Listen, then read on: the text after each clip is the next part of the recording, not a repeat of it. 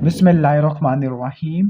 Today's topic of discussion is preps nuggets. तो इस video के अंदर मैं आपको बताने वाला हूँ कि आपने किस तरीके से प्रिपरेशन हॉलीडेज़ को यूज़ करना है। अगर आपने कुछ भी नहीं पढ़ा हुआ या आपने काफ़ी सारा पढ़ा हुआ है, आपने पास होना है या आपने डिस्टिंक्शन लेनी है, आपने अच्छे नंबर लेने हैं, कोई भी स्केजुअल या कोई भी मेथड या कोई भी सिनेरियो है, आपने जितनी मर्जी प्रिपरेशन की हुई है, अगर आप इस प्रेप्स नगेट्स को फॉलो कर लोगे कि किस तरीके से आपने प्रेप्स को यूज़ करना है, तो आप अच्छे नंबर हासिल कर सकते हैं। तो स्टार्ट करते हैं। तो प्रेप्स नगेट्स के कुछ हम पॉइंट्स बना लेते हैं। सबसे पहले है subject wise assessment. Specific focus होगा फोर्थ ईयर के ऊपर। अब फोर्थ ईयर के अंदर 4 सब्जेक्ट है, special pathology, community medicine. These are the major subject. 300 number का प्रॉफ आता है।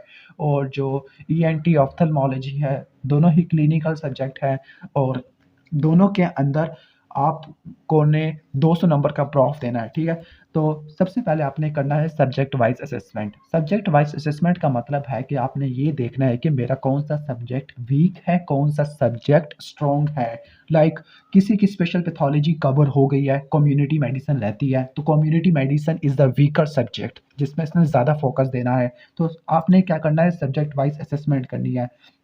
ज़्यादातर स्टूडेंट की सब्जेक्ट वाइज असेसमेंट क्या होगी, उनको स्पेशल पैथोलॉजी काफ़ी सारों की रहती है और काफ़ी सारों की ईएनटी भी रहती है। तो पहले आपने आपने ग्रेडिंग करनी है कि मेरा कौन सा सब्जेक्ट सबसे अच्छे तरीके से प्रिपेयर हो चुका है अभी तक, या पूरे साल मैंने किस सब्जेक्ट को ज़्यादा अच्छे तरीके से तैयार किया है और किस सब्जेक्ट को मैंने ज़्यादा टाइम नहीं दिया, या कौन सा सब्जेक्ट मेरा रिलेटिवली वीक है।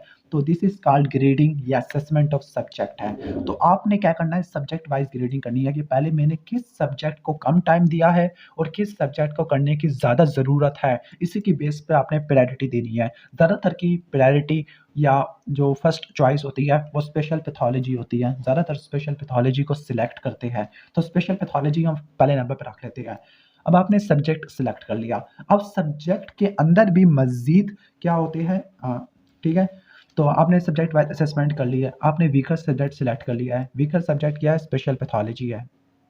सिलेक्ट आपने कर लिया है और उसी को ही आपने स्टार्ट करना है प्रेप्स हॉलीडेज में, क्योंकि शुरू में आपके पास टाइम रिलेटिवली ज़्यादा है। तो आप इसको वीकर सब्जेक्ट को या जो आपको डिफ़िकल्ट लगता है उसको कवर करने के लिए इस्तेमाल कर सकते हैं। अब इस स्पेशल पैथोलॉजी के अंदर आपने करना क्या है, आपने मज़ीद सब्जेक्ट के अंदर जो टॉपिक्स की ग्रेडिंग करनी है किस तरीके से। लाइक स्पेशल पैथोलॉजी के अंदर सीवीएस है, जीआईटी है, तो आपने ये देखना है कि क्या मुझे पूरी स्पेशल पैथोलॉजी नहीं आती या मुझे कुछ स्पेशल पैथोलॉजी के कुछ स्पेसिफिक चैप्टर नहीं आते।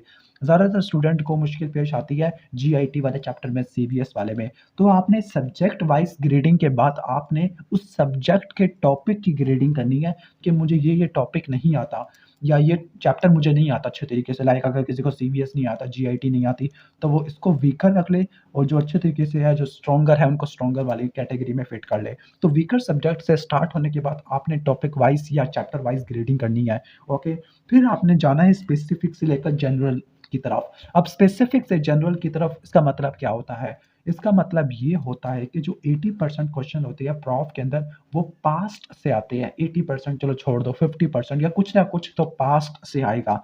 तो आपने क्या करना है, स्पेसिफिक से जनरल की तरफ।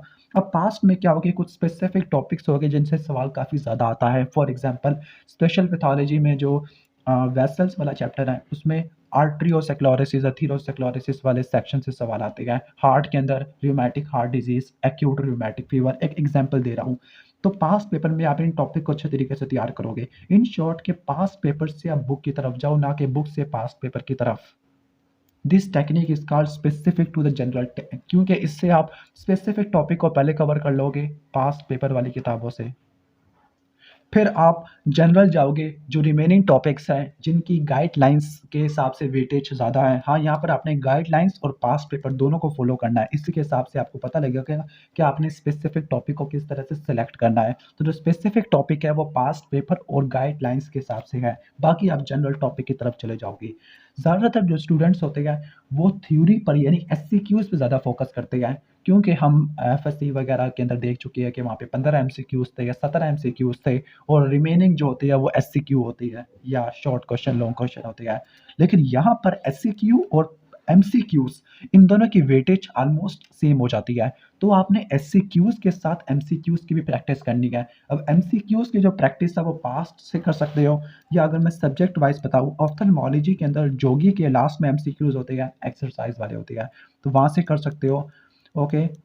इसके अलावा ईएनटी की ढींगरा की अपनी किताब है ढींगरा, तो वहाँ से तैयार कर लेना।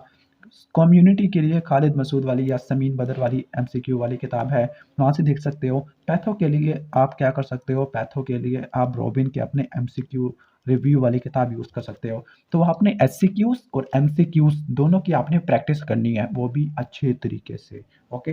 तो ये तो सारे स्टेप हो गए। इसके बाद आपने करना क्या है, आपने कभी भी किसी भी चैप्टर को लास्ट दिन पे नहीं रखना, बल्कि लास्ट दिन में 2 या 3 दिन रखने हैं रिवीजन के लिए। क्योंकि हमारे सर कहा करते थे कि अगर किसी बंदे ने पूरे साल कुछ भी नहीं पढ़ा, लेकिन आखिर के 30 दिन पढ़ लिया या 35-40 दिन पढ़ लिया, यानी परहैप्स अच्छी तरह यूज़ कर ली, तो वो पास हो सकता है अच्छे नंबरों से। लेकिन जिसने पूरा साल पढ़ा है, लास्ट के 30-35 दिनों में नहीं पढ़ा, तो वो पास भी नहीं हो सकता। ये हमारे सर कहा करते थे। That is the importance of revision, कि आपने कुछ ना कुछ 2 से लेके 3 दिन रिवीजन के लिए रखने हैं। लास्ट के दिन पे कोई टॉपिक नहीं रख देना जो आपने ज़रा-सा भी ना पढ़ा हो, बल्कि लास्ट में 2 से 3 दिन रिवीजन के लिए होनी चाहिए, पास्ट पेपर्स वाली या जो आपने कुछ पढ़ा है। ठीक हो गया? और इससे भी लास्ट में क्या होगा, हमारे चैनल को आपने सपोर्ट करना है, क्योंकि इस वीडियो से आपको कुछ ना कुछ नया सीखने को मिला होगा।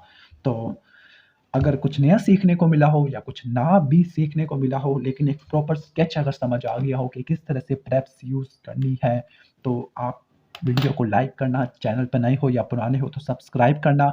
और अगर आप चाहते हो कि मैं वीडियो बनाऊँ स्केड्यूल के ऊपर कि आखिरी 30 दिनों के अंदर आपने किस तरीके से 4th ईयर एमबीबीएस को कवर करना है, तो आपने मुझे कमेंट्स के अंदर बताना होगा।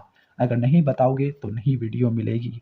मिलते हैं नेक्स्ट वीडियो के अंदर, तब तक के लिए अल्लाह हाफ़िज़।